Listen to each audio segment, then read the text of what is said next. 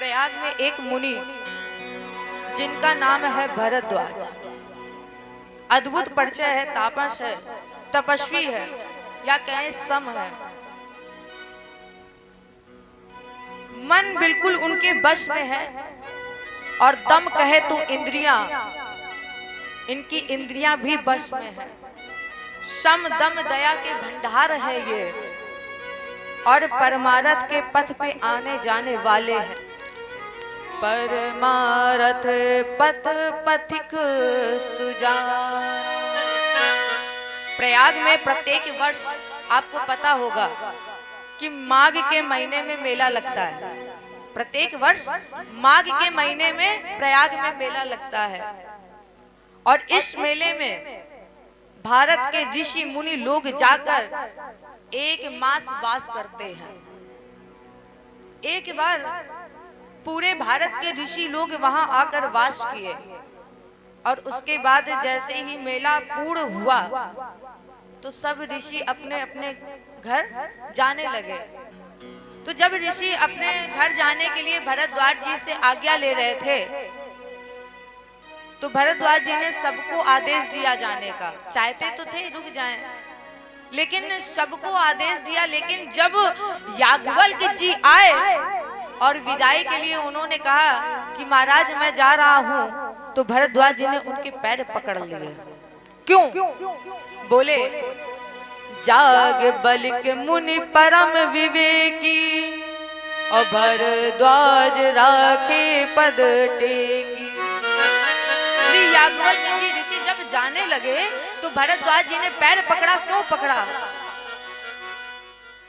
भरद्वाज जी ने कहा महाराज जी सब जा रहे हैं चले जाएं, लेकिन आप मत जाइए, आप यहीं पर आश्रम में रुकिए। तो भरद्वाज जी ने याज्ञवल्क्य जी को आसन पर बैठाला, चरणों को पखारा, पूजन किया।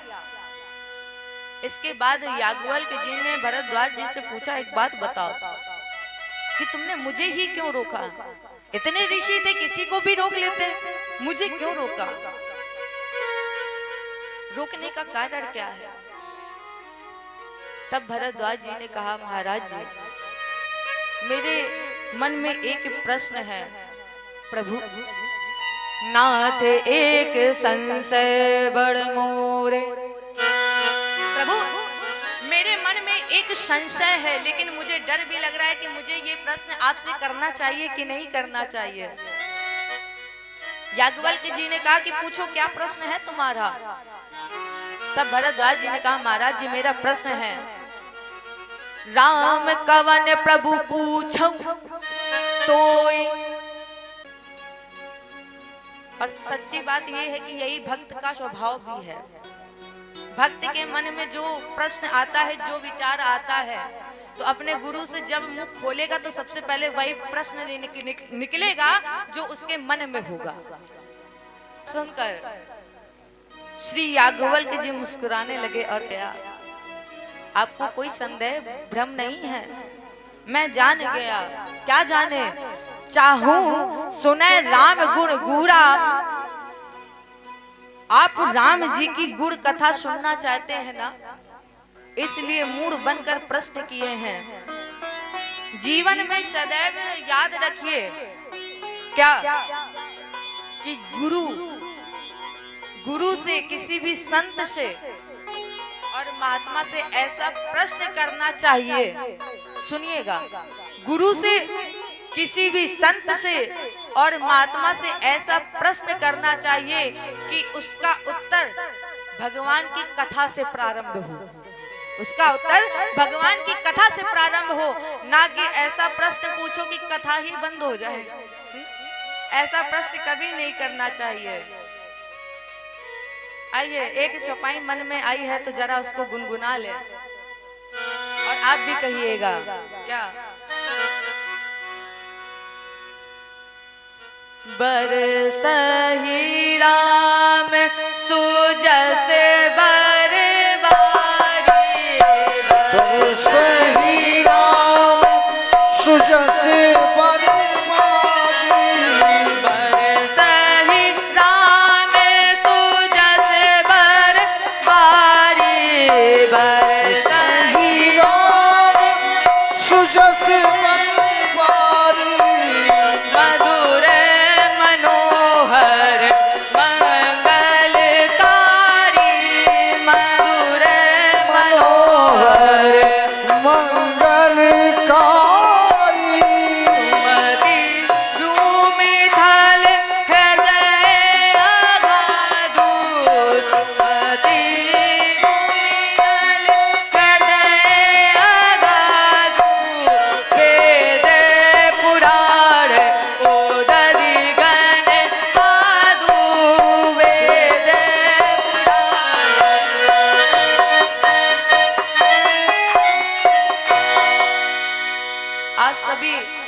वर्षा देखे हो, वर्षा जो होती है बरसात में, देखो वर्षा भी दो प्रकार की होती है, सुनिएगा समझिएगा। वर्षा दो प्रकार की होती है। कैसे? एक वो वर्षा जो बादल बरसाता है, और एक वो वर्षा जो हम और आप कल से कर रहे हैं, आध्यात्मिक वर्षा। यहाँ पर वर्षा ही तो हो रही है, गुणानुवाद ही तो हो रहा है, सत्संग ही हो रहा है, तो ये भी एक वर्षा ही है कि जो भी इसमें मिल जाता है उसे जीवन का फिर होश नहीं रहता है। भक्तों का हृदय ही इस कथा की वर्षा का भूमि है। श्री याज्ञवल्क्य जी भरद्वाज जी को कहे कि मैं आपको कथा सुनाऊंगा अवश्य, लेकिन कथा के पहले कथा की महिमा सुनिए क्या है। फिर वही कल वाली पंक्ति, जय जय राम कथा कि जय श्री राम कथा, जय जय राम कथा कि जय श्री राम कथा। महिमा गाई बड़े मग्न हो गए श्री याज्ञवल्क्य जी ने, और उसके बाद कहे ऋषिवर कथा तो मैं आपको सुनाऊंगा। जिस प्रकार आपने कथा पूछी, ठीक उसी प्रकार एक बार मैया पार्वती जी ने भोले बाबा शिव जी से कथा पूछी थी। उस प्रसंग को तो मैं आपको आगे चलकर सुनाऊंगा। बीच में एक कथा पहले सुनिए। कौन सी कथा? किसको सुननी चाहिए? कौन है सुनने का अधिकारी इस कथा को? तो शंकर भगवान ने तुरंत इसका उत्तर दिया और कहा, राम कथा के तेई अधिकारी, राम कथा के तेई अधिकारी, राम कथा के तेई अधिकारी।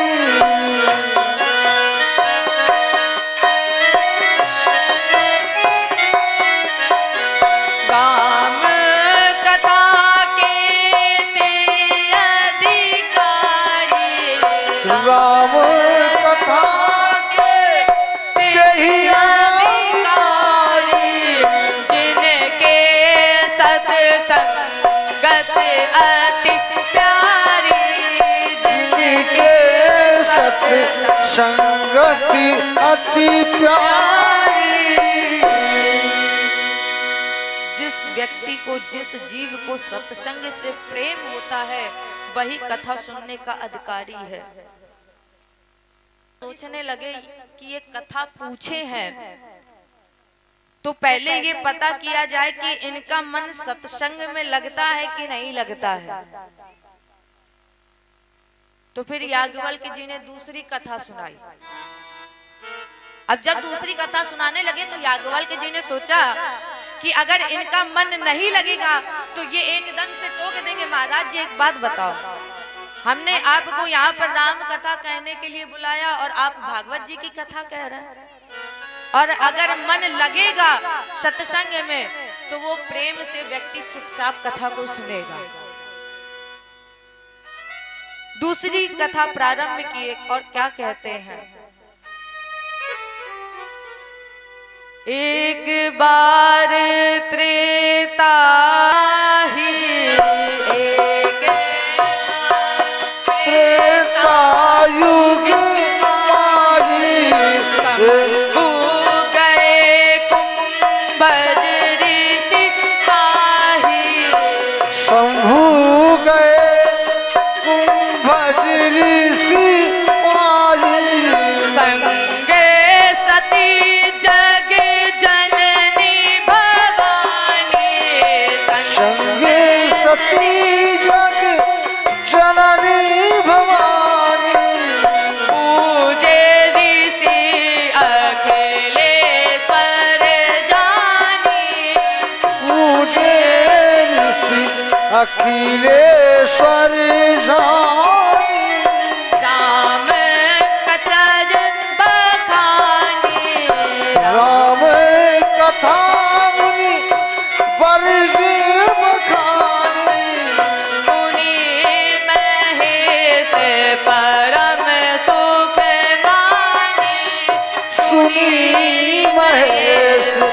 परम सुख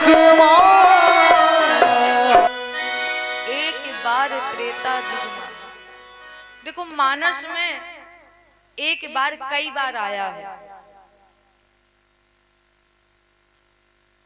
दो शब्द ऐसे हैं जो मानस में कई बार आए हैं। पहला एक बार और दूसरा तेही अवसर। और जहां एक बार आ जाए वहां समझ लो कुछ ना कुछ विशेष घटना घटी ही है। और जहां पर तेही अवसर आ जाए वहां पर समझ लेना कि कोई विघ्न उत्पन्न हुआ है, अवरोध आया है।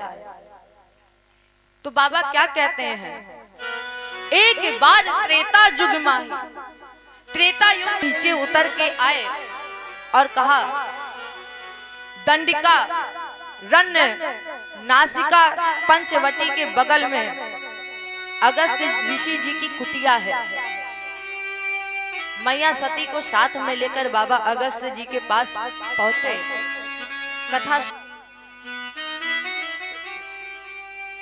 तो अगस्त जी शंकर जी को देखकर नाचने लगे, ले गए मैया को और बाबा को आसन, दिव्य आसन पर बैठाला, पांव पखारा, पूजन करने लगे। अगस्त जी ने इन क्रियाकलापों को देखकर बाबा बड़े गदगद हो गए, बड़े प्रसन्न हो गए कि आज दिव्य आसन दिया और साथ में सती मैया है। बाबा तो गदगद हो गए लेकिन माँ भ्रम में पड़ गई। क्यों? माँ सोचने लगी कि हम श्रोता हैं, कथा सुनने आए तो जो कथा सुनने आता है वो श्रोता होता है और हम श्रोता ये वक्ता है। नियम के अनुसार वक्ता की पूजा श्रोता करे और यहाँ पर उल्टा हो रहा है, वक्ता ही श्रोता के पैर पूज रहा है। इसका मतलब इनसे ज्यादा ज्ञान तो हमें ही है। कथा मुनिवर जब बखानी, लेकिन देखिए श्रोता में से माँ का नाम बाबा ने हटा दिया। क्यों? भले ही आप शिव जी की अर्धांगिनी है, भवानी है, लेकिन माँ यदि कथा में बैठकर आप भी कथा नहीं सुनेंगी तो आपका नाम भी श्रोता के नाम से हटा दिया जाएगा, मिटा दिया जाएगा। इसीलिए कहा जाता है कि जब भी कथा सुनो तो मन लगा के सुनो। आप बैठे यहाँ हो, मन कहीं और हो, ये गलत बात है। आप यहाँ पर बैठिए, जब मन हो तब, मन लगे तो सुनी केवल महेश परम सुख मानी। केवल बाबा ने कथा सुनी है। अगस्त जी जब कहे तो फिर शंकर भगवान भी सुनाने कर भगवान माँ सती को लेकर चल पड़े। कहाँ पहुंचे? कैलाश। आप लोग कथा सुनते हैं और कथा सुनने के बाद जिस दिन भगवान को देखने की चाह बन जाए उस दिन समझ लेना कि आपकी कथा सुनने का फल आपको मिल गया है। जिस दिन आपने कथा सुनी, कथा सुनते सुनते रामायण सुनते सुनते पढ़ते पढ़ते अगर आपके नेत्र से अश्रु बह जाए तो समझ लेना हमारी राधा रानी, हमारे प्यारे प्रभु आपके पास आ गए हैं।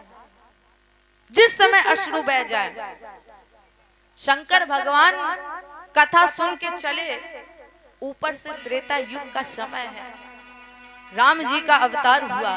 राम जी माँ के साथ 14 वर्ष के वनवास में इसी दंडकारण्य के पंचवटी में है।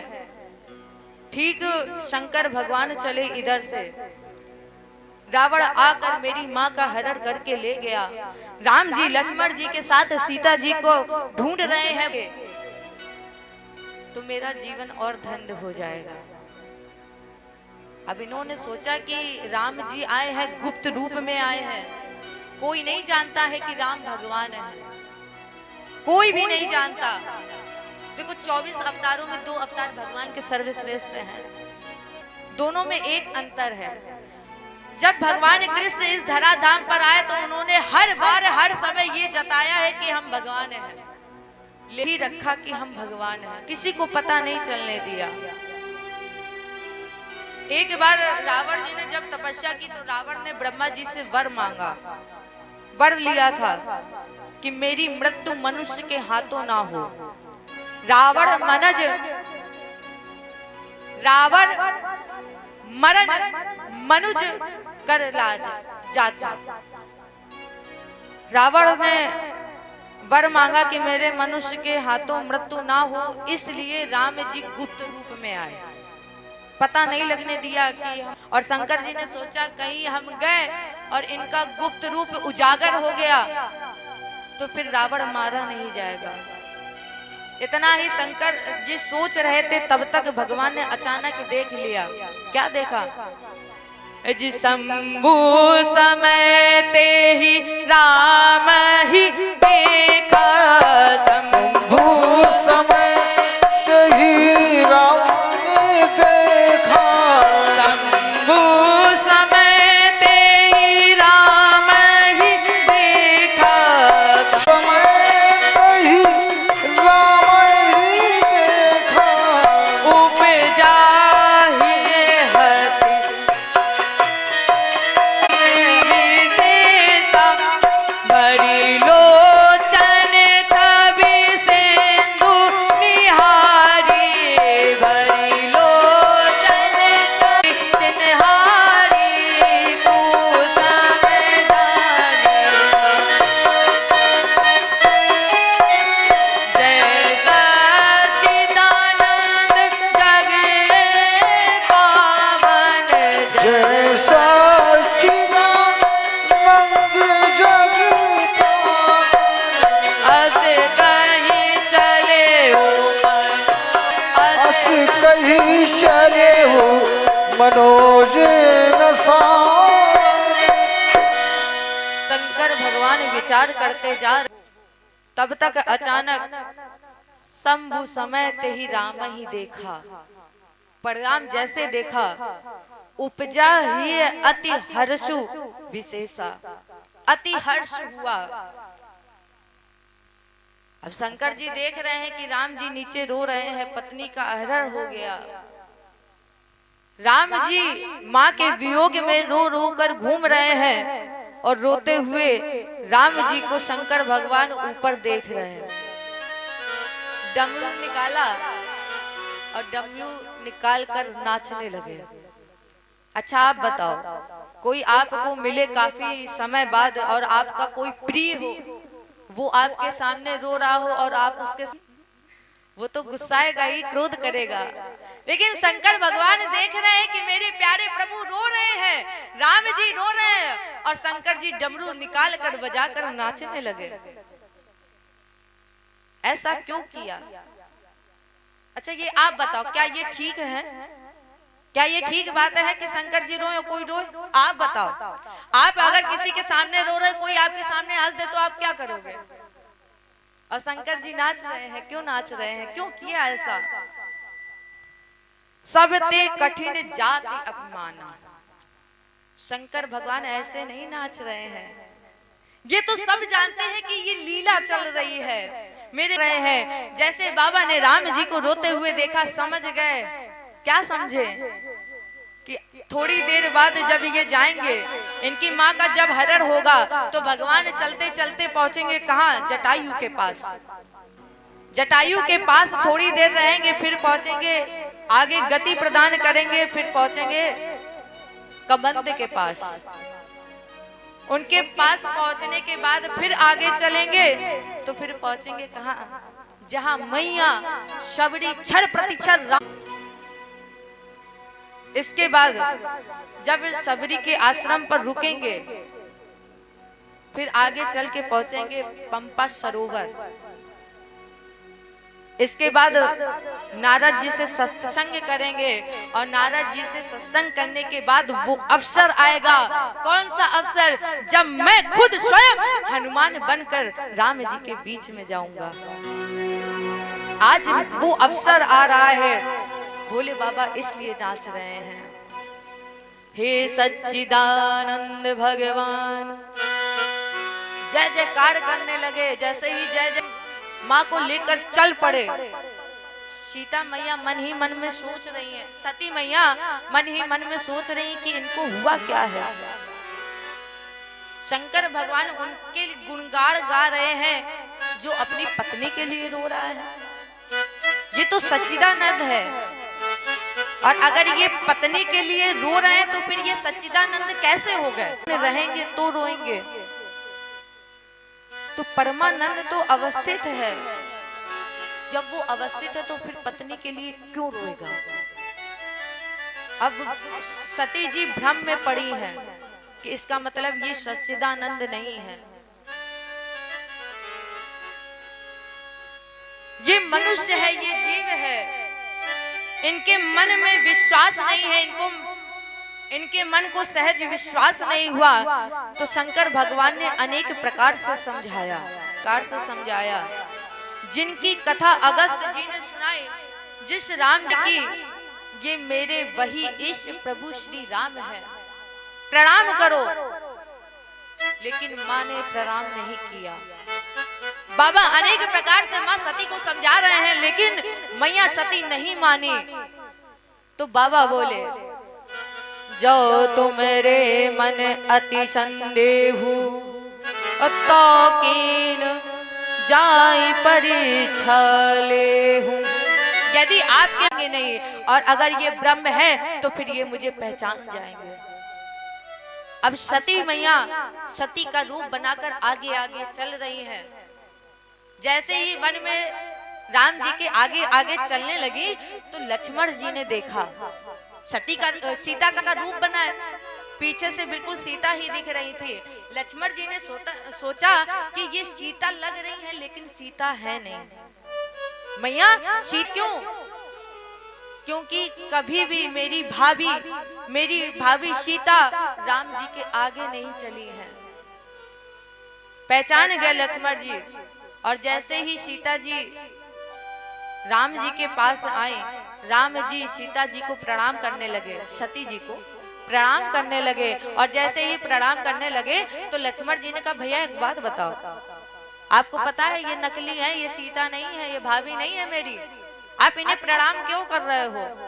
और जैसे ही राम जी ने मैया को प्रणाम किया और कहा, माँ मैं आपको प्रणाम करता हूँ, फिर भी उन्हें होश नहीं आया और आगे चलकर एकदम से जैसे ही पास पहुंची तो राम जी ने कहा, माँ आज आप अकेले, वो कहाँ है? तब मैया को होश आया, तब समझ गई कि मैंने बहुत बड़ा अपराध किया है, मैंने अपनी पति की बात नहीं सुनी। और जैसे ही जब सती जी शंकर जी के पास पहुंची,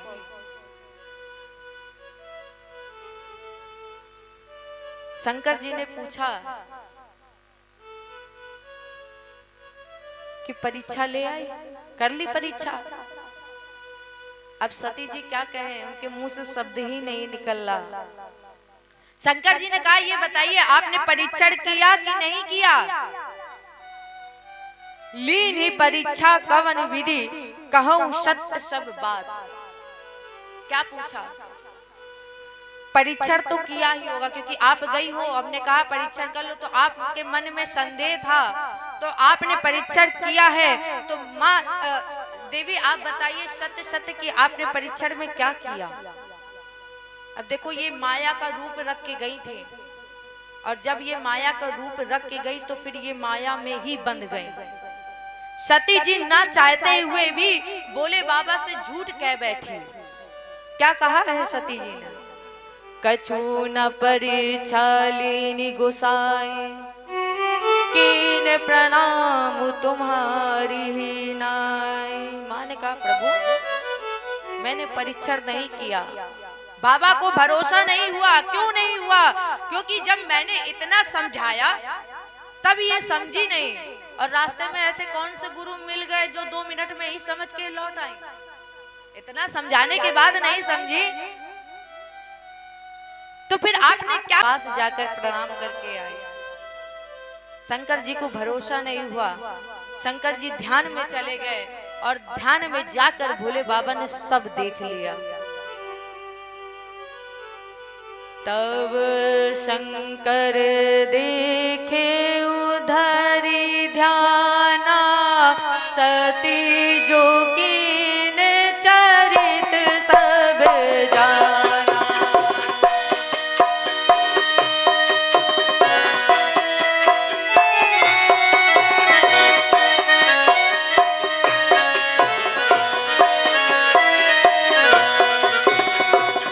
शंकर देखे उधरी ध्याना, सती जो कीन चरित सब जाना।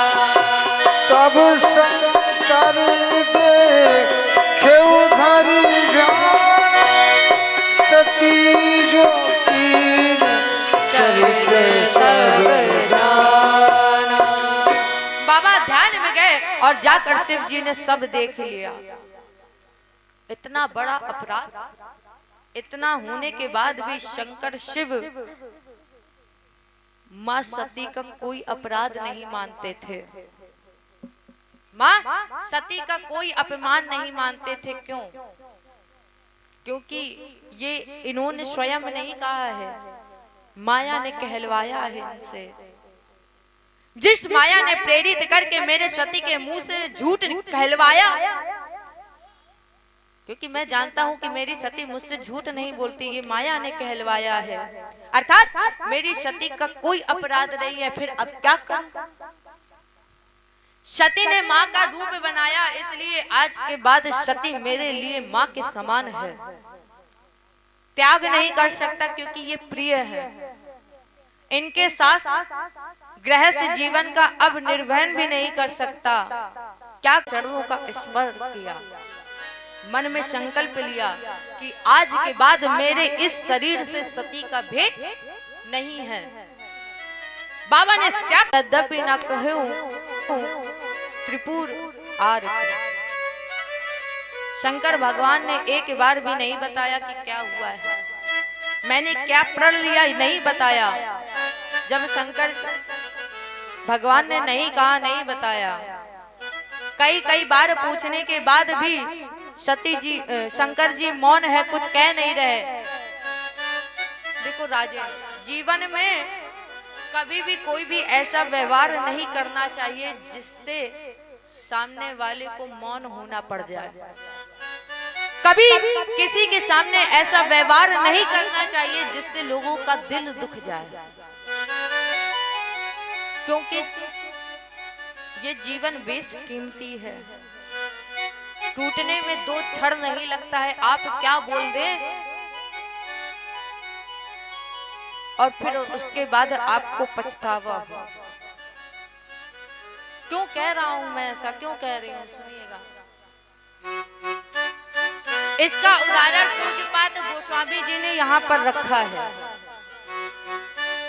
जलू पे सरिस बिकाही देखूं प्रीति की रीति भली, बिलगे होई रस।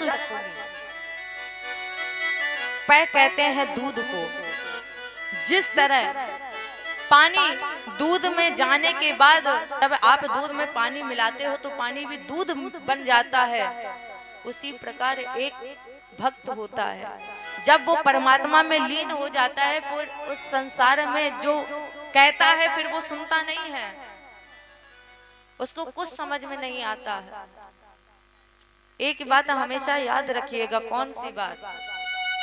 लोग कहते हैं कि इस जीवन का कोई भरोसा नहीं, और ये सत्यता है। स्वार्थ के कारण जुड़े हैं। जब तक आपके पास धन है तब तक आपके पास ये संसार के लोग हैं। जब तक आपके पास धन है तो बड़े अच्छे से व्यवहार करेंगे। सोच लो कि हम दूसरे व्यक्ति पर भरोसा कर ले, नहीं, क्योंकि इस संसार में कोई अपना नहीं है। आइए एक निर्गुण भजन गाते हुए कहते हैं क्या कि तू दुनिया के मेला में अकेला हो, अचूक कौनो खेला हो जाए। इस संसार में कोई किसी का साथ नहीं देता। अगर कोई साथ देता है तो हमारे प्यारे राघव, हमारे प्यारे प्रभु साथ देते हैं। इसलिए कहिएगा दोनों हाथ उठा के मीठी मीठी तालियों की सेवा के साथ निर्गुण भजन गाते हुए कहते हैं कि तू दुनिया के मेला में अकेला हो, अचूक कौन खेला हो जाए। तू तो दुनिया के मेला में अकेला हो, अचूक कौनो खेला हो जाई, अचूक कौनो खेला हो जाई। तू तो दुनिया के मेला में अकेला हो, अचूक कौनो खेला हो जाई, ओ अचूक कौनो खेला हो जाई। कि मिली कबऊ ना करैली बोकी केला हो, कि मिली कबऊ ना करैली बोकी केला हो, अचूक कौनो खेला हो जाई, तू तो दुनिया के मेला में अकेला हो, अचूक कौनो खेला हो जाई, तू तो दुनिया के मेला मैं अकेला हो, अचूक कौनो खेला हो जाई। प्रेम से दोनों हाथ उठाते हुए मीठी मीठी तालियों की सेवा के साथ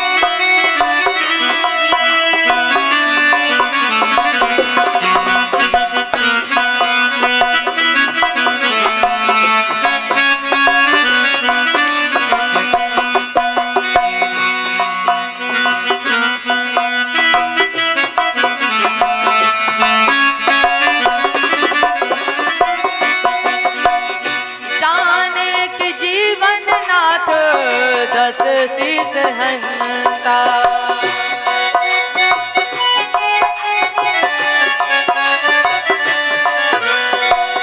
जाने के जीवन नाथ दस शीस हंता, उहे एक मात्र होवे जग के नियंता, ओही जगत गुरु के बन चेला हो, ओही जगत गुरु के बन चेला हो, अचक कौनो खेला हो जाई, तू तो दुनिया के मेला मैं अकेला हो, अचूक कौनो खेला हो जाई।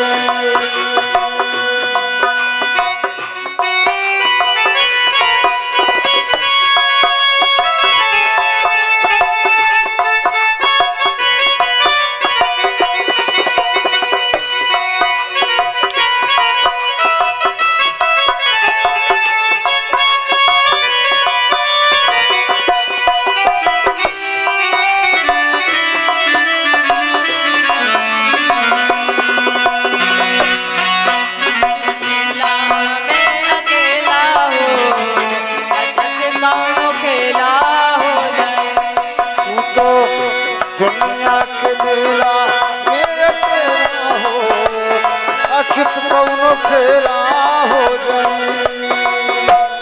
घेर ले बेटा बेटी भाई मेहरारू, भाई मेहरारू, भाई मेहरारू,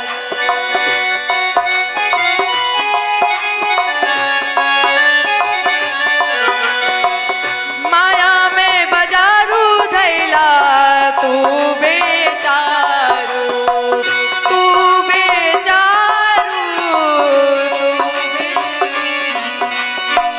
घेर ले बेटा बेटी भाई मेहरारू, माया में बजारू धैला तू बेचारू, कि एजा केहू नाही केहू केहू खेला हो, कि एजा केहू नाही केहू केहू खेला हो, अचूक कौनो खेला हो जाई, तू तो दुनिया के मेला में अकेला हो, अचूक कौनो खेला हो जाई।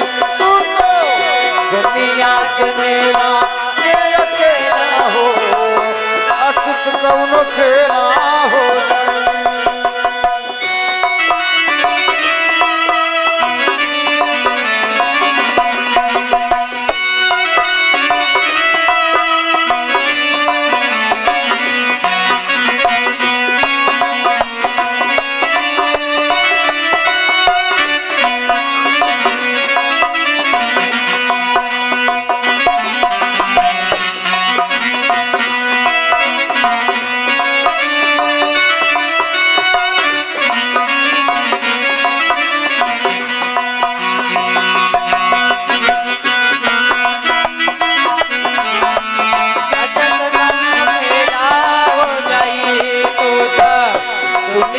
के मेला में अकेला हो, जब कौनो खेला हो जाए। तू तो दुनिया के मेला में अकेला हो, जब कौनो खेला हो जीव कट पुतरी हो राम जी मदारी,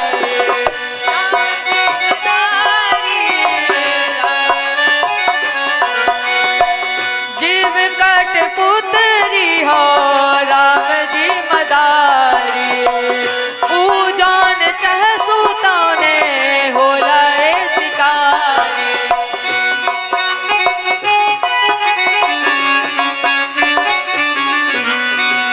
जीव कट पुतरी हो राम जी मदारी, पूजन चह सुतौने होला रे शिकारी। किसी बा इसके अनुपम अलबेला हो, किसी बा इसके अनुपम अलबेला हो, अचक कौनो खेला हो जाए। दुनिया के मेला में अकेला हो, जब कौनो खेला हो जाए।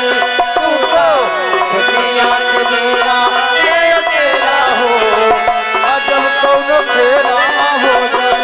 किसी कबौना करैली बाकी केला हो, कि मिली कबौना करैली बाकी केला हो, कौनो खेला हो जाए। तू तो दुनिया के मेला में अकेला हो, जब कौनो खेला हो जाए। तू तो दुनिया के मेला में अकेला हो, जब कौनो खेला हो जाए। जब कौनो खेला हो जाए, जब कौनो खेला हो जाए, खेला हो जाए।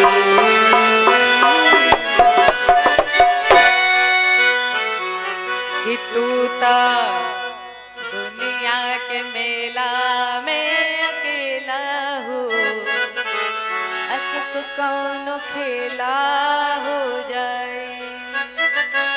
इसलिए कभी किसी का दिल मत दुखाना। कल क्या हो किसी ने नहीं देखा, इसलिए जब भी बोलना तो सोच समझ के बोलना। माँ ने झूठ कहा, परराम बाबा ने त्याग कर दिया और जा करके कैलाश में 87,000 वर्ष के लिए समाधिस्थ हो गए।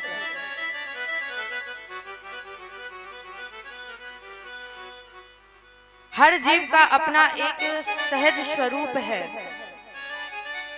अब कहोगे महाराज जी पता कैसे चले कि किसका क्या स्वरूप है।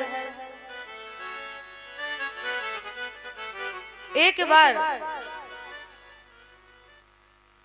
यहाँ कहते हैं, शंकर सहज स्वरूप सम्हारा, लाग समाधि अखंड अपारा। शंकर भगवान का सहज स्वरूप क्या है? समाधिस्थ हो जाना। प्रवेश कर गए समाधि में, क्यों चले गए? सोचे कि अगर मैं जागा रहूंगा तो सती जी बार बार मुझसे पूछेंगी कि कौन सा प्रण किया है, बताऊंगा तो बड़ा कष्ट होगा और मैं बताकर इनका दिल नहीं दुखाना चाहता, इसलिए ये समाधिस्थ हो गए। क्योंकि ये वामांग में बैठने का अधिकार खो चुकी थी। सन्मुख शंकर आसन दीना, बैठाला लगे कथा सुनाने। कहा? सामने। ठीक है, उसी समय ब्रह्मा जी ने सती के पिताजी को प्रजापतियों का नायक बना दिया और जब ये नायक बन गए तो इन्हें बड़ा अभिमान आ गया। जैसे ही अभिमान आया, सहज स्वभाव है अभिमान आना। अभिमान सबको आता है, ऐसा कोई नहीं है जिसको अभिमान नहीं आता। और जो ये मानता है कि मैं ये कार्य नहीं कर रहा हूं तो उसको अभिमान आता है, ये जरूर है। अभिमान किसको आया यहाँ पर? दक्ष को। और जैसे ही अभिमान आया, इतना बड़ा अभागा, दक्ष अपने दामाद को ही बुलाना भूल गया। शत्रु मान बैठा भगवान विष्णु को। अब जब दक्ष जी ने अपने यज्ञशाला में पूजन कराया तो अपने दामाद को बुलाना ही छोड़ दिया। शत्रु मानता था शंकर जी को, तो उन्होंने नहीं बुलाया। सती जी फिर यहाँ पर गलती कर बैठे। सती जी ने शंकर जी से कहा, मेरे पिताजी, मेरे दक्ष, मैं उनके घर में जाना चाहती हूँ। बड़ा आयोजन हुआ है उनके घर में।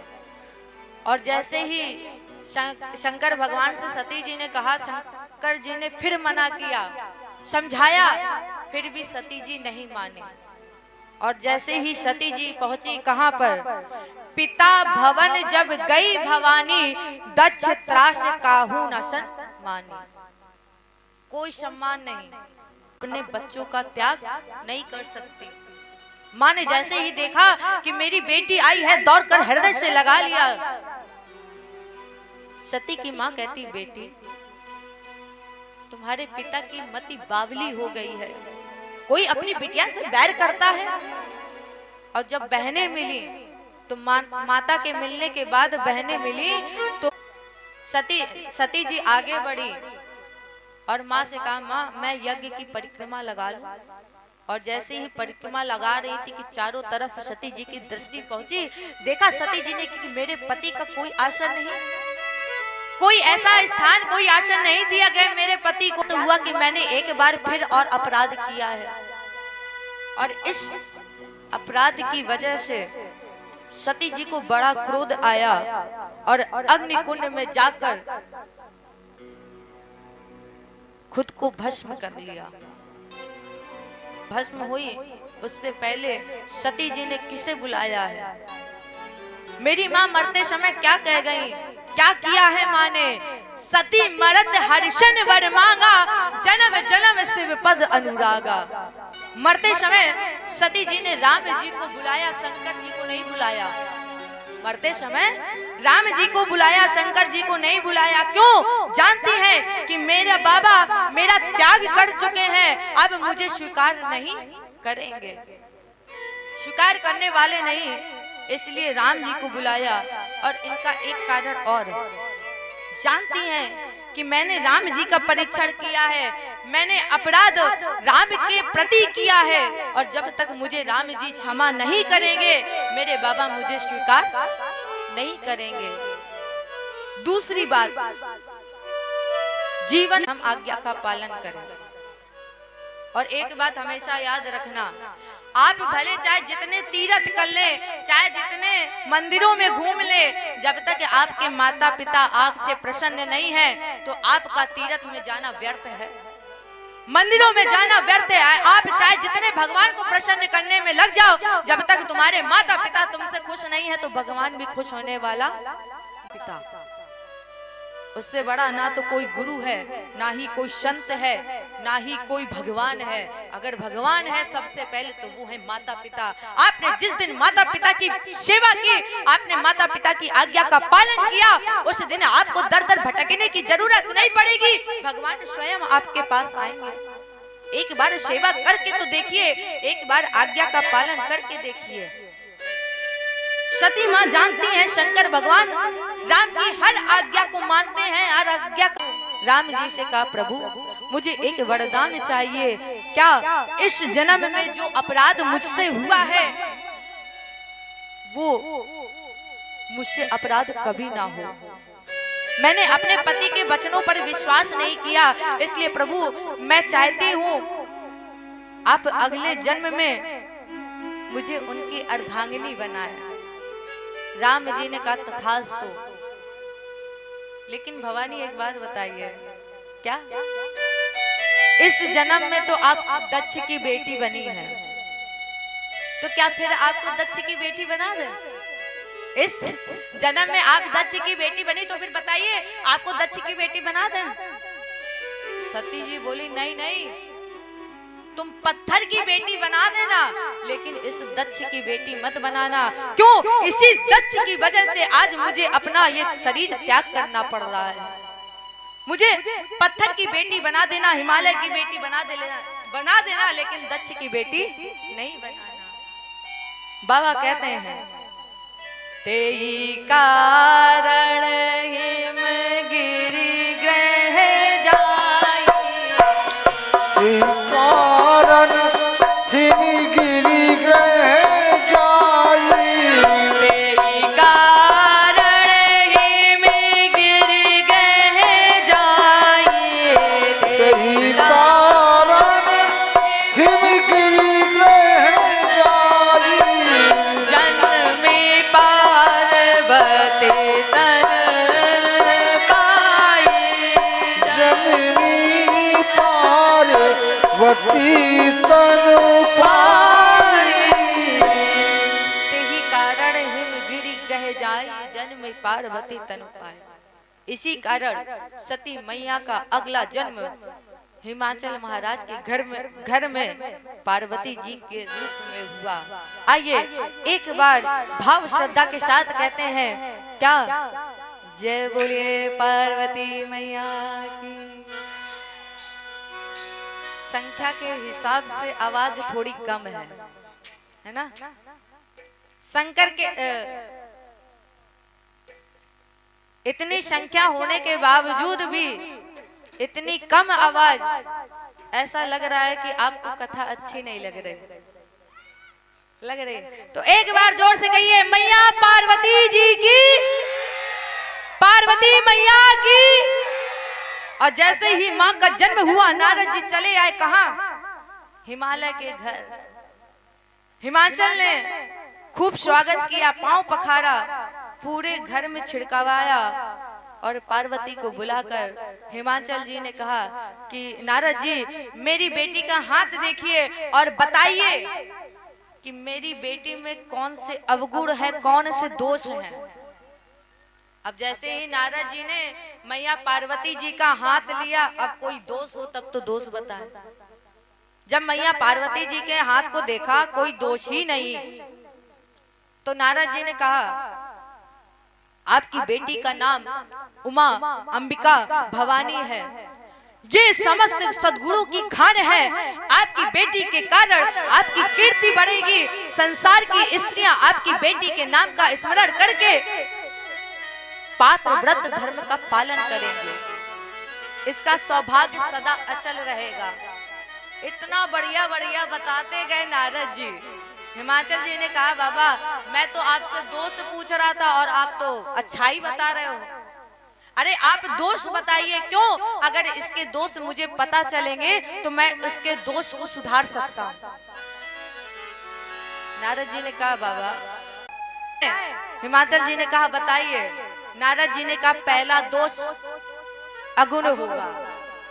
नारद जी कहना चाहते थे कि शम तम रज तीनों गुणों से परे होंगे।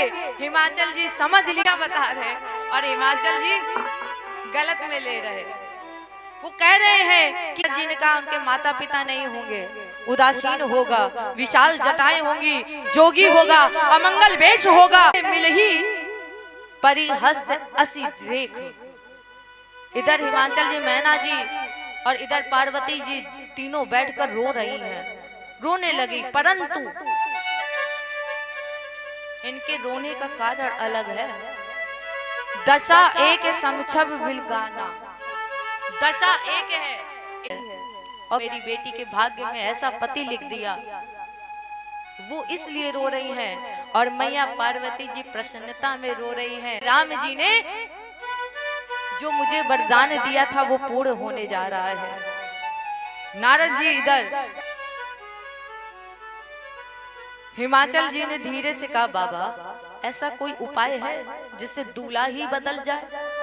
ऐसा कोई उपाय बताइए जिससे दूल्हा बदल जाए।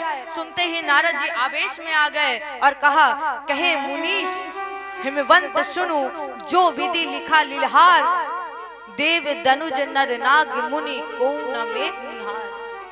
कहे हिमाचल जी देवता कोई दैत्य नाग मनुष्य मुनि मिटा नहीं सकता है, कोई नहीं मिटा सकता। दूल्हा तो यही मिलेगा। लेकिन एक बात कहें, क्या सामर्थ्यवान को कभी दोष नहीं लगता है, सामर्थ्यवान व्यक्ति को कभी दोष नहीं लगता है। इतना समझाया, हिमाचल जी बोले ये तो इनकी बात है। अगर जिस तरह से गंगा में लोग पवित्र और अपवित्र दोनों चीजें डालते हैं, क्या गंगा कभी अपवित्र होती है? लोग कहते हैं कि राम तेरी गंगा मैली हो गई, क्या गंगा मैली हो सकती है? जब नारद जी ने बताया तो हिमाचल जी ने कहा ये तो इनकी बात है और इनकी बात का शिव से क्या लेना देना है। नारद जी बोले अरे विष्णु को कोई दोष नहीं लगता, गंगा को कोई दोष नहीं लगता, अग्नि को कोई दोष नहीं लगता, सूर्य को कोई दोष नहीं लगता, और जो इन चारों को धारण करके बैठा है क्या उसे दोष लगेगा? शंकर भगवान के सर में चंद्रमा है, गंगा जी हैं, क्या इनको कोई दोष लग सकता है? हिमाचल जी ने कहा ये चारों को धारण किए हैं, और जब ये चारों को धारण किए कैसे? नारद जी ने कहा इनके 3 नेत्र हैं, तीसरा नेत्र अग्नि है, एक सूर्य है, एक चंद्रमा है। सूर्य भी धारण किए हैं, अग्नि भी धारण किए हैं, गंगा भी धारण किए हैं, और विष्णु को भी धारण किया है। तो वो तो महासामर्थ्यवान हो गया ना, उसको कहां से दोष लग सकता है? और मेरी बात मानिए, यदि शंकर भगवान से आपकी बेटी का विवाह हो गया ना तो बड़ा ही आनंद आएगा, बड़ा ही उत्सव होगा, आनंद हो जाएगा। हिमाचल जी ने कहा इतने बड़े आदमी से हमारी बेटी से विवाह कैसे होगा? जब नारद जी ने बताया तो हिमाचल जी ने पूछा इतने बड़े आदमी से मेरी बेटी का विवाह कैसे होगा? ये नारद जी बोले उपाय के लिए मैं हूं, आप बस क्या करो, जो तपू करे तुम्हारी जो तपू करही कुमारी तुम्हारी, जो तपू करे कुमारी तुम्हारी, जो तप भावी में सकई त्रिपुरारी। यदि आपकी बेटी तप करेगी ना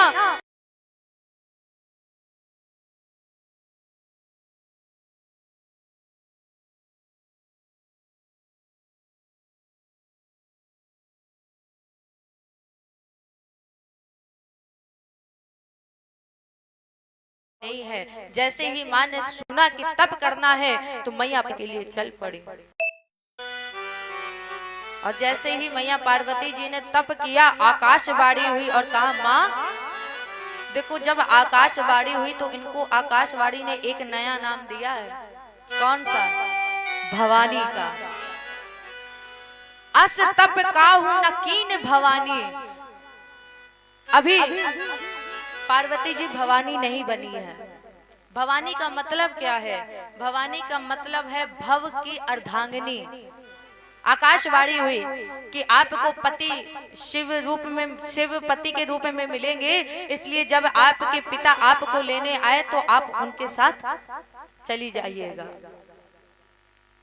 इसके बाद जब इन्हें सप्त ऋषि मिले तो माँ वन में रहने लगी। इधर कथा पहुंचती है शंकर भगवान के पास। बाबा कहते हैं जब ते सती जाई तनु त्यागा, तब ते शिव मन भयउ विरागा, जपई सदा रघुनायक नामा, जय तह सुनहि राम गुण गावा। इनके प्रेम को देखकर प्रगटे राम कृतज्ञ कृपाला, रूपशील निधि तेज विशाला। शंकर भगवान जिस दिन से सती के शरीर को छोड़कर बैठे हैं, वैराग्य ले लिया, इधर तब तक किसका अवतार हुआ? ताड़कासुर का। और जैसे ही ताड़कासुर का अवतार हुआ, इन्होंने जब ताड़कासुर का अवतार हुआ तो सब देवताओं के ऊपर आक्रमण करने लगे। अब देवता पहुंचे शंकर जी के पास। शंकर जी से कहा कि रक्षा करिए मेरी। शंकर जी के पास पहुंचने से पहले पहुंचे कहां पर? ब्रह्मा जी के पास। ब्रह्मा जी ने ताड़का को वरदान दिया। ताड़का ने कहा कि इन्हें पता है कि शिव की पत्नी इनको छोड़कर चली गई है, इनके कोई पुत्र नहीं है, इसलिए ताड़कासुर ने वरदान मांगा कि शिव के पुत्र से मेरा वध हो, क्योंकि ये जानते थे कि इनके कोई पुत्र ही नहीं है, पत्नी त्याग कर चुकी है, जा चुकी है। इसलिए ताड़कासुर ने वर मांगा कि मुझे शिव का पुत्र ही मारे। और ये वरदान मिलने के बाद जब ताड़कासुर ने देवताओं पर आक्रमण किया तो देवता भाग खड़े हुए, बोले प्रभु त्राहिमाम मेरी रक्षा करिए। अब इनकी रक्षा कैसे की जाए? इसके लिए शंकर जी को दूसरा विवाह करना होगा, क्योंकि पुत्र ही मारेगा, और जब तक शंकर जी का दूसरा विवाह नहीं होगा तब तक इनके कोई पुत्र नहीं होगा। बाबा ने क्या किया? बाबा फिर समाधि में पहुंच गए। अब सब देवता रुक गए। जैसे ही देखा बाबा समाधि में, कोई पास जा ही नहीं रहा डर के मारे। और जब कोई पास नहीं जा रहा तो ब्रह्मा जी ने कहा देखो, संसार में किसी को भी अपनी ओर आकर्षित करने का केवल दो ही साधन है। अपनी ओर आकर्षित करने का केवल दो ही साधन है। एक का नाम है राम और दूसरे का नाम है काम। एक का नाम राम, दूसरे का नाम काम, और तीसरा कोई भी नहीं। दोनों में बड़ी समानता भी है, दोनों की सुंदरता अप्रतिम है, दोनों सावले रंग के हैं, दोनों धनुष बाणधारी हैं। तो शंकर पर तो राम का असर तो हो ही नहीं सकता, क्योंकि शंकर जी हृदय में राम को लिए बैठे हैं। तो अब क्या किया जाए? तो सभी देवताओं ने काम को बुलाया। परहित जानकर जब काम को बुलाया तो काम समझ गया कि अब मेरी मृत्यु निकट है। और जैसे ही काम शंकर जी के पास पहुंचे, काम जान गया कि राम राम कहने से इनके ऊपर कोई असर होने वाला नहीं है, क्योंकि ये हृदय में राम को लिए बैठे हैं। तो क्या किया? अपनी मृत्यु को निश्चित जानकर एक आम के वृक्ष के ऊपर जाकर बैठ गए। अपने पलवों के पीछे छुप गए और अपने धनुष पर 5 पुष्प के विषम बाण चढ़ाकर खींचकर छोड़ दिया। और जैसे ही बाण लग गया बाबा के हृदय में, नेत्र खुल गए। और जैसे ही बाबा के नेत्र खुले, सामने देखा, दाएं देखा, बाएं देखा, कोई दिखाई नहीं दिया। एकदम से अचानक दृष्टि पहुंची कहां? आम के पत्तों के पीछे छुपे हुए काम पर। जैसे ही दृष्टि पहुंची और जैसे ही शंकर भगवान ने कामदेव को देखा, तब शिव तीसर नयन उघारा, चितवत काम भयउ जरि छारा। तब शिव तीसर नयन उघारा, चितवत काम भयउ जरि छारा। जैसे ही तीसरा नेत्र खुला, कामदेव जी झलकर भस्म हो गए। देवता दूर से खड़े कांप रहे हैं, डर रहे हैं। तब तक कामदेव की पत्नी रति जी आई और कहा, भोले बाबा शंकर जी, मेरे पति का अपराध क्या था? बाबा ने कहा, जो राम को हटाकर काम का प्रवेश कराए उसकी हत्या करना ही उचित दंड है। जो राम राम कर रहा हो और उसमें काम का प्रवेश हो जाए, उसकी हत्या करना उचित है। इसी कारण मैंने तुम्हारे पति को मारा। रति ने कहा, बाबा लेकिन मेरा पति तो आपका हित ही करना चाहता था, आपके हित के लिए ही आया था, और आपने मेरे पति को मार दिया। बाबा ने कहा, मेरे हित के लिए?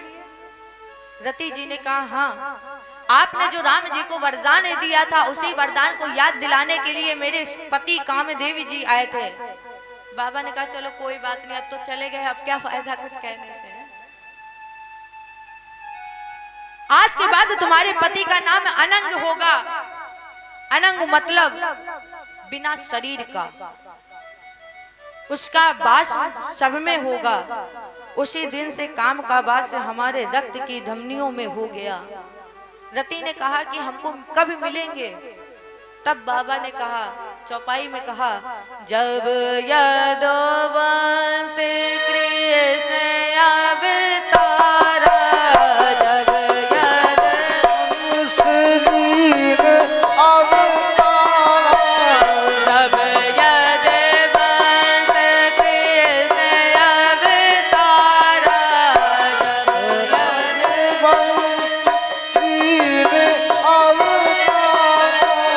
जब यदुवंश कृष्ण अवतारा, जब यदुवंश कृष्ण अवतारा, हुई यही हरण महामही भारा, हुई है हरण महाबली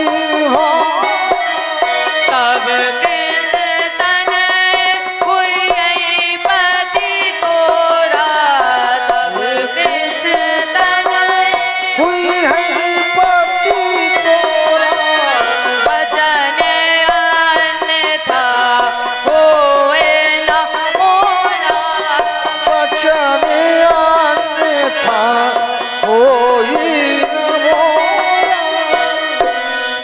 बाबा ने कहा, यदुवंश में जब द्वापर में परमात्मा श्री कृष्ण अवतार लेंगे, तब कृष्ण के पुत्र प्रद्युम्न आपको पति के रूप में प्राप्त होंगे। रति ने प्रणाम किया और प्रणाम करके गई। इधर सब देवता दौड़ करके आए बाबा के पास, क्यों? जल्दी चलो। कहा? अब फिर से तब तक बाबा जी समाधि में चले गए, और जब फिर समाधि में गए, फिर देवता डर रहे।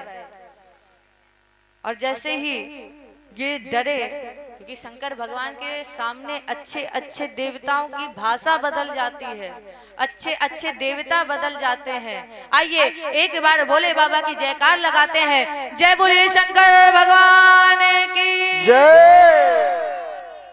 तब तक दूसरे देवता ने कहा, तुम नहीं बोले, इसलिए एक बार और जयकारा। जय बोले शंकर भगवान की। और जब तक तीसरे देवता ने कहा, वो देखो पीछे से आवाज नहीं आई,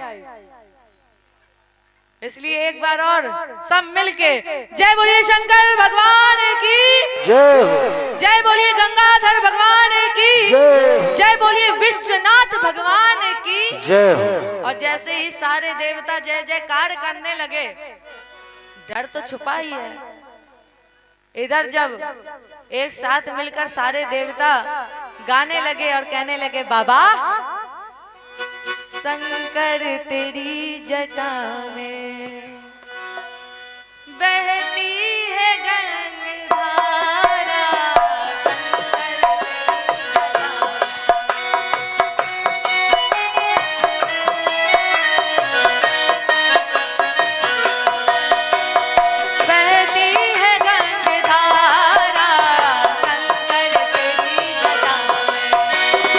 बहती है गंगाधारा शंकर तेरी जटा में। बाबा तेरी जटा में बहती है गंगाधारा, बाबा तेरी जटा में बहती है गंगाधारा। बोले तेरी जटा में बहती है गंगाधारा, बोले तेरी जटा में बहती है गंगाधारा। काली घटा के अंदर, काली घटा के अंदर जिस दामिनी उजाला, काली घटा के अंदर शंकर तेरी जटा में, बोले तेरी जटा में बहती है गंगाधारा, बोले तेरी जटा में बहती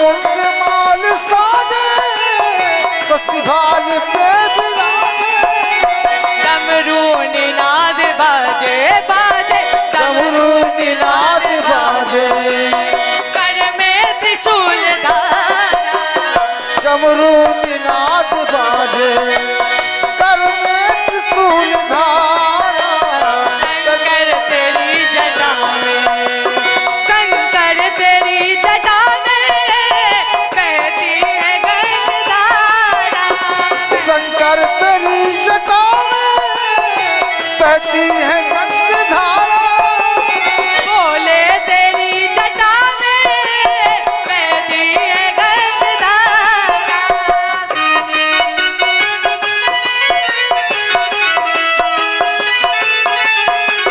काली घटा के अंदर काली घटा के अंदर जिस दामिनी उधर काली घटा के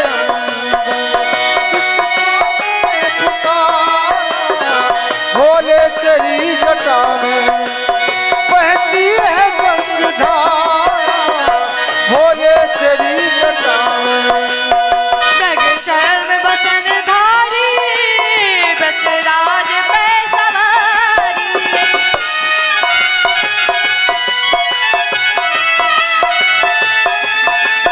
मृग शर्म बसन धारी बसराज पे सवारी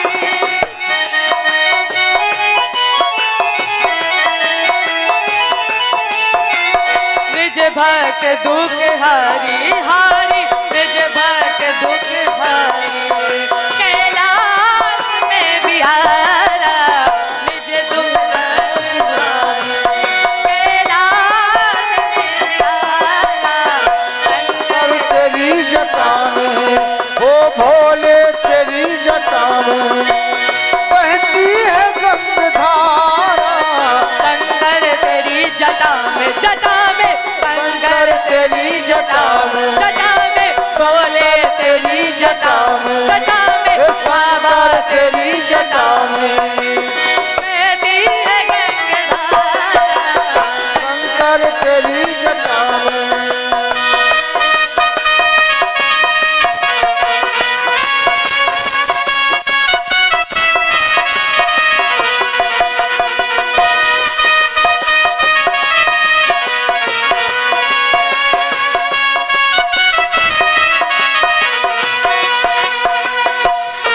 जय हो भोले बाबा की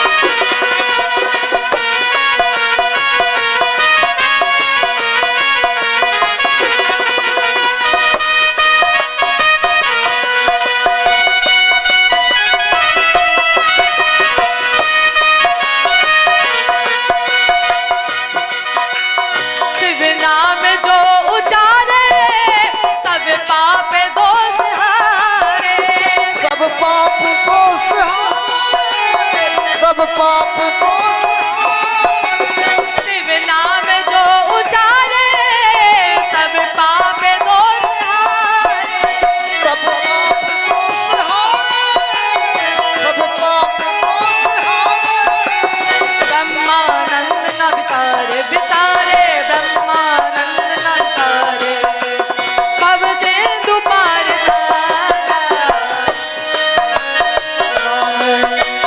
बहती है गंगाधारा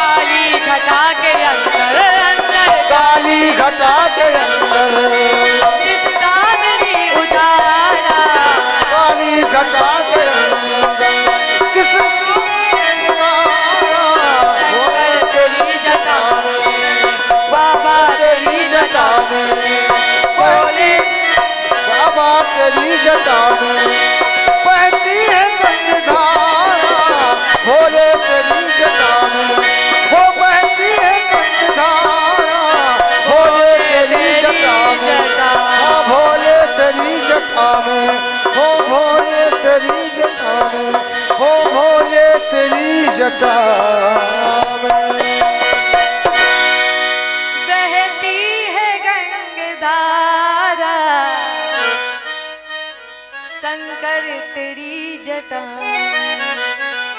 भोले तेरी जटा में, जटा में बाबा तेरी जटा में बहती है गंगाधारा, शंकर तेरी जटा। देवताओं ने स्तुति की बाबा की, बाबा प्रसन्न हो गए। भय प्रसन्न चंद्र अवतंसा, बाबा प्रसन्न हो गए। कहिए क्यों आए हैं आप? अब देवता ब्रह्मा जी से कहे कि आप कहो क्यों आए हैं। ब्रह्मा जी देवता से कह रहे कि आप कहो। अब सब डर के मारे कुछ बोल ही नहीं रहे। ब्रह्मा जी ने कहा बाबा आप तो सब कुछ जानते हैं ना, फिर आपको बताने की क्या जरूरत है। शंकर जी ने कहा देखो हम कोई अंतर्यामी नहीं, हमें कुछ पता नहीं है, इसलिए बताओ क्यों आए हो यहाँ पर। ब्रह्मा जी ने देवता से कहा अरे चले जाओ, बता दो क्यों आए हैं। देवता फिर ब्रह्मा जी से कहे अरे आप बताइए। ब्रह्मा जी ने शंकर जी से कहा बोले बाबा देखिए देवता कितने प्रसन्न है। शंकर जी ने देवताओं की तरफ देखा, कहा प्रसन्न है। अरे इनके चेहरे को देखकर ऐसा लग रहा है कि इतने डरे हुए हैं, इनसे ज्यादा कोई डरा हुआ नहीं है, और आप कह रहे हो प्रसन्न है। ब्रह्मा जी ने कहा बोले बाबा ये लोग चाहते हैं कि आपका दूसरा विवाह हो, ये लोग बड़े प्रसन्न हैं कि आपका दूसरा विवाह होगा। शंकर जी ने कहा ये चाहते हैं, अरे ये इसलिए नहीं चाहते कि मेरा दूसरा विवाह हो, ये इसलिए कह रहे हैं कि तारकासुर ने इन्हें परेशान कर लिया और इन्होंने वर मांगा है कि जब तक शिव के पुत्र नहीं मारेंगे तब तक हम नहीं मरेंगे। ये तो भय के कारण आए हैं, और तुम कह रहे हो बड़े प्रसन्न है दूसरा विवाह करना है। और अगर ये यही चाहते कि विवाह करना है दूसरा, तो ये उसी समय आ जाते जब सती जी ने आत्मत्याग किया था, अपने शरीर को त्यागा था, तभी आ जाते, तब कह देते कि दूसरा विवाह कर लीजिए। बाबा आप क्यों वियोग में बैठे हो? ये इसलिए थोड़ी ना, ये तो डर के मारे आए हैं। ब्रह्मा जी ने कहा देखो आपने राम जी को वरदान दिया था, कहा था कि मैं दूसरा विवाह करूंगा, इसलिए चलो कहा विवाह करने। अब देवता लगे पुष्प की वर्षा करने, ढुंडली बजाने लगे। ब्रह्मा जी ने सप्त ऋषियों को पुनः भेजा, कहा पार्वती जी की परीक्षा लेने के लिए, क्योंकि एक बार जब शंकर जी की बात सती ने नहीं मानी, और अगर इस बार फिर यही हुआ तब क्या होगा, इसलिए ये परीक्षा लेने गए। तब पार्वती जी ने कहा कि मेरा विवाह होगा तो शंकर जी के साथ ही होगा। अब इधर सारे देवता लगे तैयारी करने, अपने अपने घर गए। वैशाख शुक्ल पक्ष पंचमी तिथि, दिन गुरुवार, विवाह का दिन आ गया। अब सारे देवता क्या कर रहे हैं? देखो विवाह है शंकर जी का, लेकिन सारे देवता अपने अपने घर में आनंद मना रहे हैं। अरे जो दूल्हा बनने जा रहा है उसको तो कोई पूछ ही नहीं रहा। इंद्र अपने इरावत को नहला रहे हैं, माला पहना रहे हैं। विष्णु भगवान गरुड़ को सजा रहे हैं। कुबेर अपने पुष्पक विमान को रगड़ कर धो रहे हैं, उसमें लड़ियां लगा रहे हैं। यमराज अपने काले भैंसों को रगड़ रगड़ के ऐसा रगड़ रहे हैं कि जैसे मानो आज भैंस को गोरा करके ही छोड़ेंगे। ऐसे रगड़ रहे हैं कि मानो आज पूरा भैंस गोरा हो जाएगा। लेकिन गर चिंता में पड़ गए। क्यों चिंता में पड़े? अरे दूल्हा मेरे भोले बाबा है और दूल्हे को कोई पूछ ही नहीं रहा है।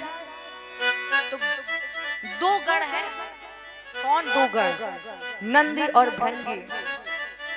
नंदी और भृंगी ने बाबा से कहा बाबा अब तक कोई आया नहीं। बाबा बोले क्या काम है, क्या करेंगे आके? गढ़ बोले देखो आप पहली बार दूल्हा बनने जा रहे हो और ऐसे जाओगे।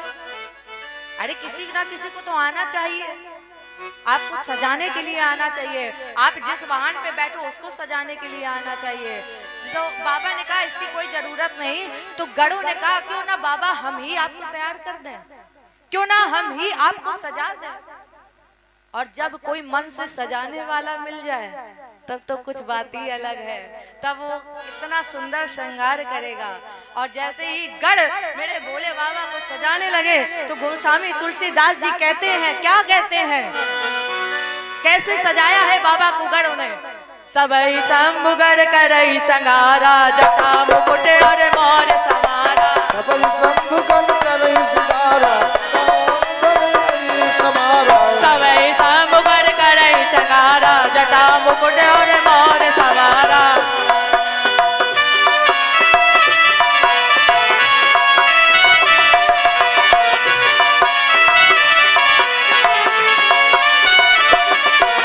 कुंडल कंकण पहने प्याला, पहने प्याला, पहने प्याला, कन विभूति तट के हरि छाड़ा, कन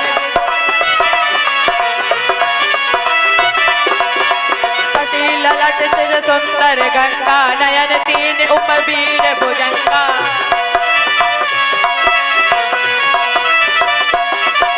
कटी ललट सिर सुंदर गंगा, सुंदर गंगा, सुंदर गंगा, सुंदर गंगा, नयन तीन उपवीर भुजंगा, नयन तीन उपवीर भुजंगा।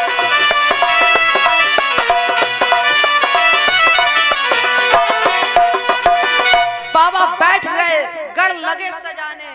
क्या किया, काम दहन के समय जो बाबा की जटाएं बिखरी हुई थी तो गढ़ों ने उन जटाओं को समेटा और समेट के मोड़ मड़ोड़ के जैसे तैसे सर के ऊपर जटाओं का मुकुट बना दिया। इतना सुंदर श्रृंगार बाबा क्या किया, कानों में कुंडल बिजली की तरह चमक रहे, एक हाथ में त्रिशूल, एक हाथ में डमरू, और वासुकी सर्प को यज्ञोपवीत बनाकर सीने में लगा दिए। और जैसे ही भगवान विष्णु ने देखा और कहा कि आपके सर पे चंद्रमा है, गंगा है, उतार दो इसे। शंकर जी ने कहा अगर हमने उतार दिया और हम विवाह करने गए, लाइट चली गई, पानी नहीं मिला, तो कम से कम मेरा ये जो चंद्रमा, ये गंगा जी है, ये तो साथ देंगे। अब बाबा के स्वरूप में दो चीजें बहुत ही सुंदर है। कौन सी? शशि ललाट सिर सुंदर गंगा। इतना सुंदर श्रृंगार, बाबा डमरू बजाकर नाचने लगे। डिम डिम डमरू बजावेला हमार जोगिया, हमार जोगिया। डिम डिम डमरू बजावेला हमार जोगिया, हो हमार जोगिया। जिम जिम डमरू बजावेला हमार जोगिया, हो हमार जोगिया। बसहा बैलों की सवारी, चंदा सोबे लाली लाली।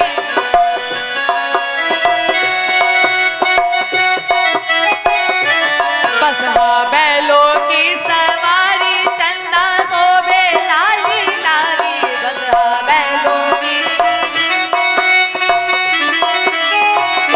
हमारे गंगा के बहवाले हमार जोगिया, हमार जोगिया।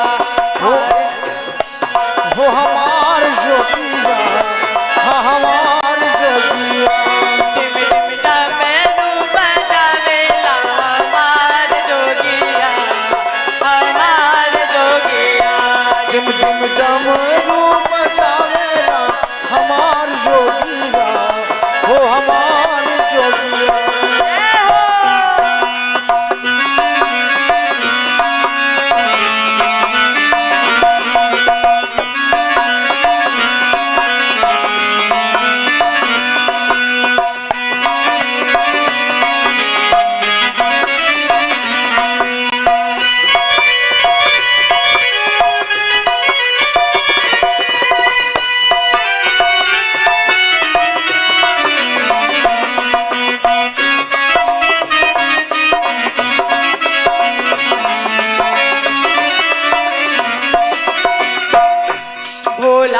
खाते जिस दिन भंग रहते पार्वती के संग, गोला खाते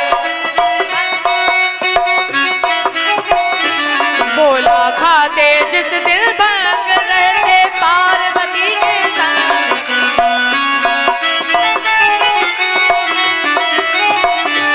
अंग में बसम दवालेला, अंग में बसम दबावेला, हमार जोगिया, हमार जोगिया। डमरू बजावेला हमार जोगिया, हो हमार जोगिया। डमरू बजावेला हमार जोगिया, हमार जोगिया। डम डम डमरू बजावेला हमार जोगिया, हो हमार जोगिया। हमार जोगिया, हमार जोगिया। हो हमार जोगिया, हमार जोगिया। डम डमरू बजावेला हमार जोगिया, हमार जोगिया। डम डम डमरू बजावेला हमार जोगिया, हो हमार जोगिया, हमार जोगिया, हो हमार जोगिया। हमार जोगिया, हो हमार जोगिया, हमार जोगिया, हो हमार जोगिया, हमार जोगिया, हो हमार जोगिया, हमार जोगिया, हमार जोगिया। जैसे ही श्रृंगार हुआ, देवताओं की पत्नियों ने दूल्हे को देखा, देखी से वही सुरत्रिय मुस्काही। देवताओं की पत्नियां बाबा को देखकर मुस्कुराने लगी और कह रही हैं एक दूसरे से, देखो देखो वो दूल्हा जा रहा है। अब इतना सुंदर श्रृंगार हुआ, पत्नियां बोल रही हैं देवताओं की, अब बताओ ऐसा इनको देखकर कौन अपनी बेटी का विवाह इनसे करेगा। आपस में ही मुस्कुरा रही हैं। जब सारे देवता आए, देवताओं ने देखा भोले बाबा को, दूल्हे को देखा, तो सारे देवता दूल्हे राजा को छोड़कर चले गए। क्यों? देवताओं ने कहा इतने सुंदर तैयार हुए हैं, और सब जब कोई बारात जाता है तो हर कोई ये चाहता है कि लोग हमें देखें। सब यही चाहते हैं बारात जाएंगे तो इतना सज सवर के जाएंगे कि लोग हमें देखें, किसी और को ना देखें। और होता क्या है, वही लोग खुद को देखने में ही समय गंवा देते हैं। कैसे? अरे कहीं कुछ छूट तो नहीं रहा, कहीं कुछ गड़बड़ तो नहीं हो रहा है। वो सब अपने अपने में ध्यान लगाए, लेकिन सोच रहे हैं कि कोई हमें देख ले। देवता फिर वापस गए दूल्हे राजा को छोड़कर। भृंगी ने कहा प्रभु, अरे आप बगैर बाराती के बारात लेकर वापस जाएंगे, और हम तो अपने बारातियों को बुलाना ही भूल गए, बुलाना भूल गए अपने बारातियों को। तब शंकर जी ने कहा हमारे बारातियों को बुलाने की जरूरत नहीं पड़ते हैं, हमारे बाराती अपने आप ही पहुंच जाते हैं। जहाँ हमारे भोले बाबा, वहाँ हमारे बाराती पहुंच जाते हैं, हमारे बारातियों को बुलाने की जरूरत नहीं। और जैसे ही भृंगी ने बारातियों को बुलाया, कहा हर हर महादेव, हर हर महादेव, हर हर महादेव। और जैसे ही जय जयकार लगाई, जैसे ही बुलाया, सारे भूत प्रेत राक्षस डायन पिशाचनी सब आ गए। अब बताओ, जिसके दूल्हा के बाराती भूत प्रेत राक्षस हो, और जो देखेगा वो तो डर के मारे कांपेगा ही। देखो समय इतना नहीं है, 10:30 बज गया, तो सोच रहे हैं कि 11 बजे तक अगर आपकी अनुमति हो तो और आगे बढ़ा दें। नहीं ना, 11 बजे तक समाप्त करना है। तो आइए, जैसे ही दूल्हे बाबा को लोगों ने देखा, आगे आगे देवता, भोले बाबा पीछे बैल की पीठ पर पीछे मुंह करके पूंछ पकड़ के बैठे हुए हैं, और भूत प्रेत राक्षस डायन सब नाच रहे हैं और कह रहे हैं क्या, बबम बबम बोलो जय शिव बबम बबम बोलो जय शिव, बबम बोलो जय शिव बबम बबम बोलो जय शिव बबम बबम बोलो जय शिव। हरे हरे बम बोलो जय शिव हरे हरे बम बोलो जय शिव हरे हरे बम बोलो जय शिव हरे हरे बम बोलो जय शिव मंगलम बम बोलो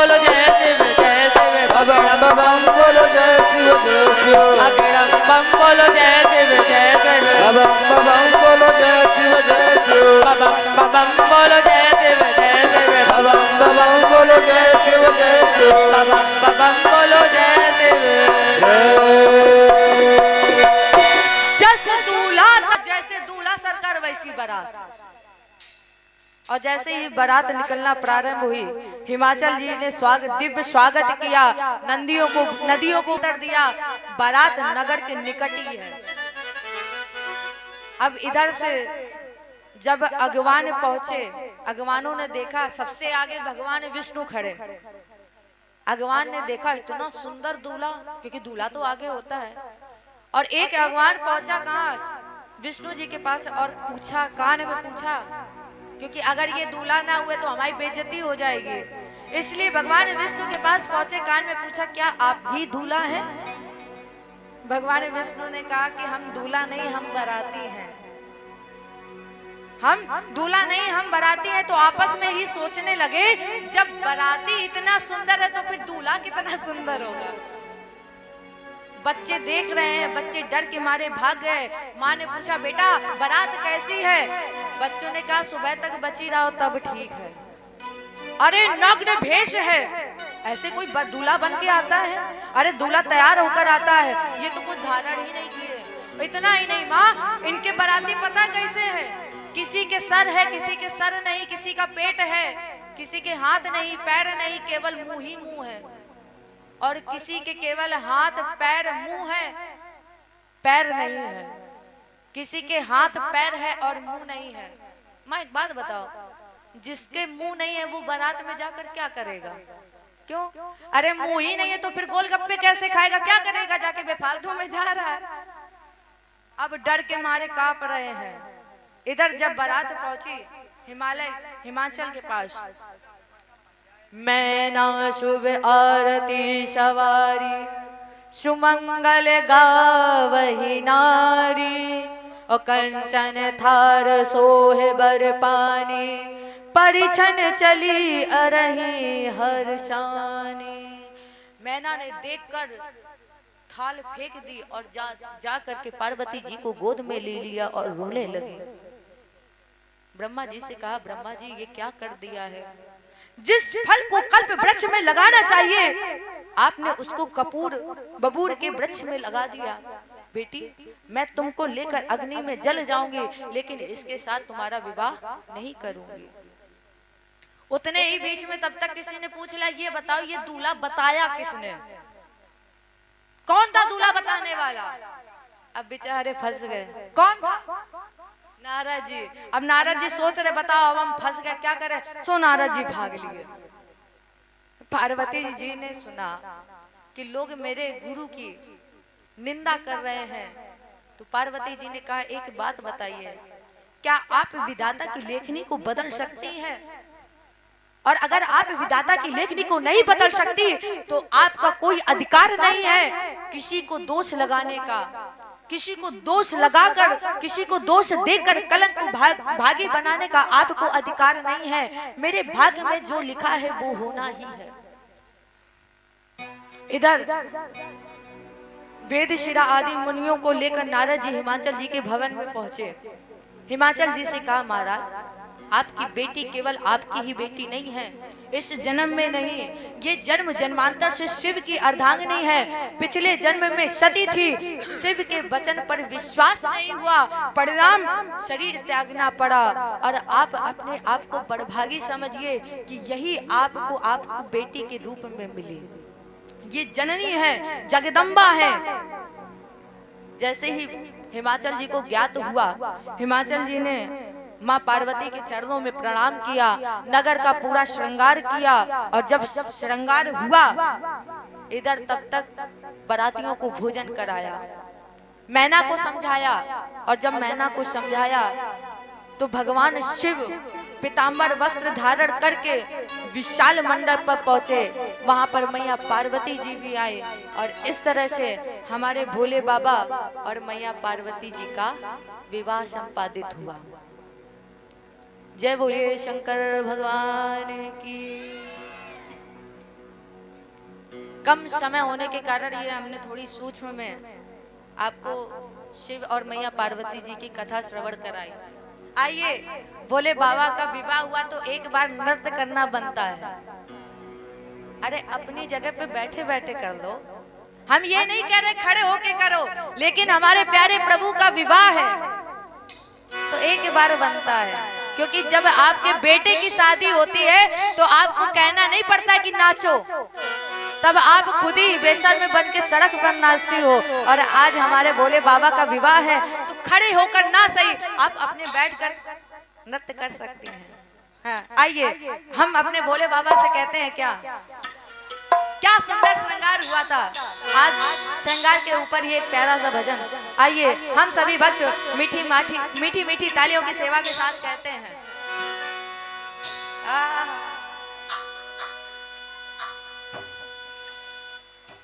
निराले दूल्हे में मत वाले दूल्हे में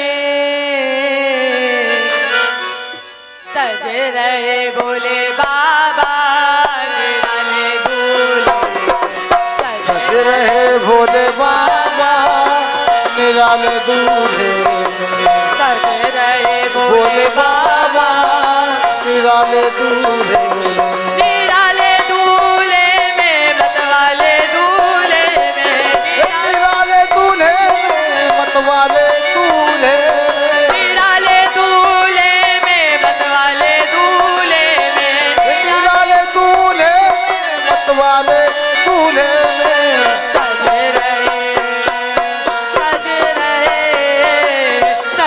रहे भोले बाबा निराले दूल्हे, सज रहे भोले बाबा निराले दूल्हे में, सज रहे भोले बाबा निराले दूल्हे, सज रहे भोले बाबा निराले दूल्हे में, निराले दूल्हे में मत वाले दूल्हे में, निराले दूल्हे में मत वाले दूल्हे में। आप सभी से निवेदन है कि आप लोग अपने स्थान पे खड़े हो जाए।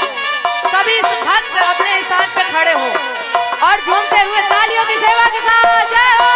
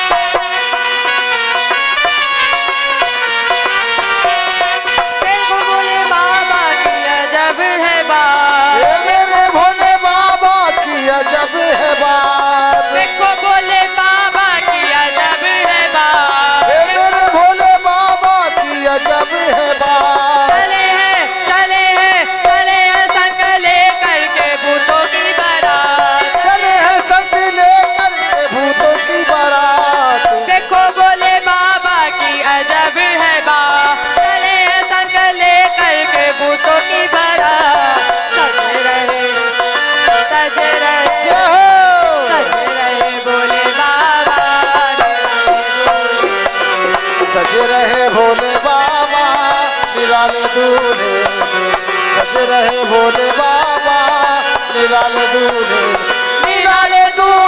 में मतवाले दूल्हे में, निराले दूल्हे में मतवाले दूल्हे में, निराले दूल्हे में मतवाले दूल्हे में, निराले दूल्हे में मतवाले दूल्हे में, निराले दूल्हे में मतवाले दूल्हे में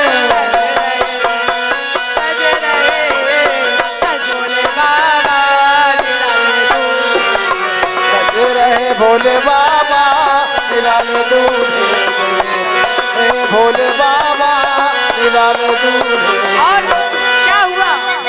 भूतों की लेके टोली चले हैं ससुराल, भूतों की लेके टोली चले हैं ससुराल, भूतों की लेके टोली चले हैं ससुराल, भूतों की लेके टोली चले हैं ससुराल।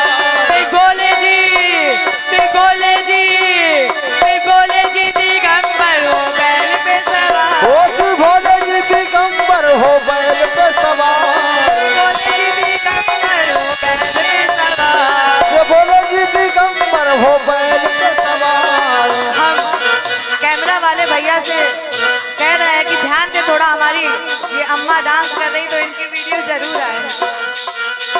देखो भोले बाबा की अजब है बात, देखो भोले बाबा की अजब है बात, चले हैं संग लेकर के भूतों की बारात, चले हैं संग लेकर के भूतों की बारात, सज रहे भोले बाबा, सज रहे भोले बाबा, निराले दूल्हे में सज रहे भोले बाबा, निराले दूल्हे में।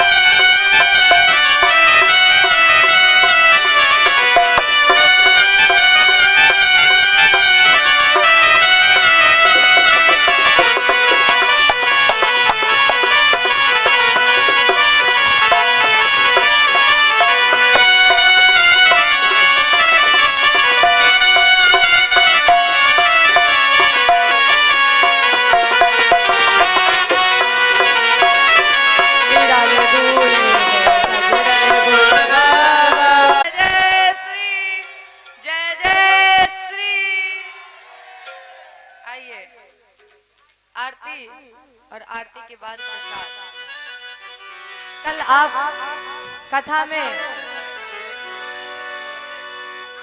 प्रयास ये रहेगा मेरा कि राम जी का जन्म कल करवा दें, कोशिश रहेगी राम जी का जन्म कल करवा दें। आज कल यहाँ पर ये ना लगे कि आप टिड़वा में बैठे हो, आपको ये लगे कि आप अयोध्या में बैठे हो। जिस तरह से 22 जनवरी को हमारे श्री राम अयोध्या में आए हैं, कल हम उसी प्रकार राम को यहाँ पर अपनी अपनी झोपड़ियों में बुलाएंगे। जय बोलिए कृष्ण भगवान की जय। जय बोलिए रामचंद्र भगवान की। आइए आरती और आरती के बाद प्रसाद।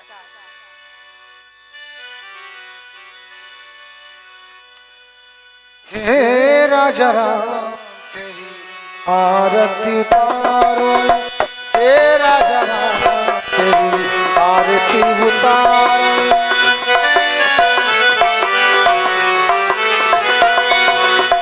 आरती उतारूं तो पे तन मन वारू, आरती उतारूं तो पे तन मन वारू। हे राजा राम तेरी आरती उतारूं, हे राजा राम तेरी आरती उतारूं।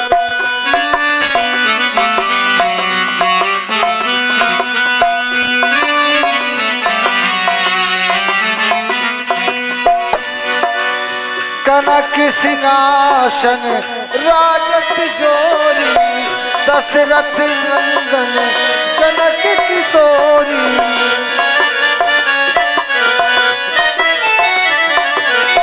दशरथ नंदन जनक किशोरी, छिन छिन पले यहाँ रूप निहारो।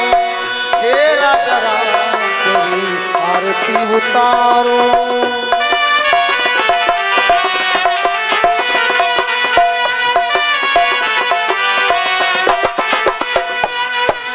वाम भाग शोभति जग जननी, शरण विराजत है सुत अंजनी।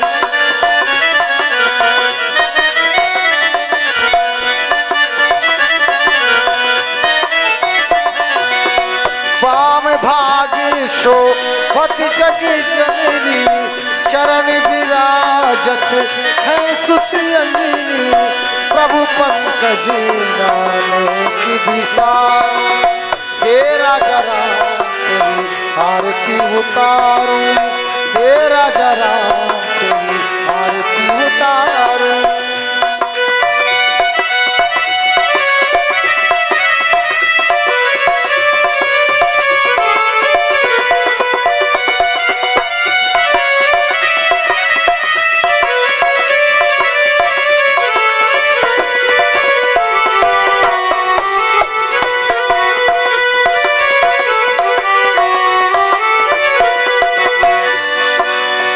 श्यामल गात श्यामल तन पीतांबर सोहे, श्यामल तन पीतांबर सोहे।